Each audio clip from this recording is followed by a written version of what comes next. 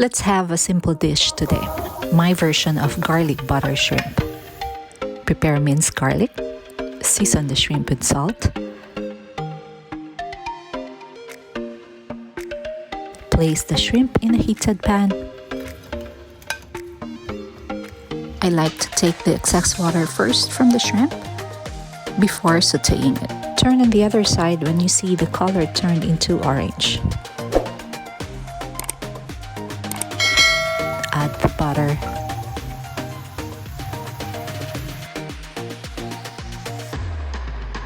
Add the garlic and cook until fragrant.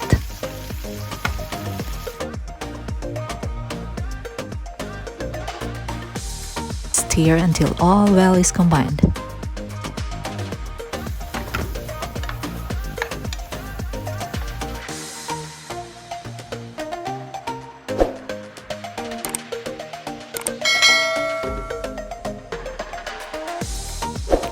Then add the pepper.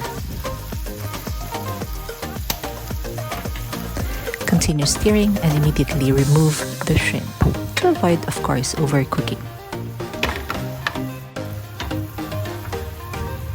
Transfer the shrimp into the serving plate.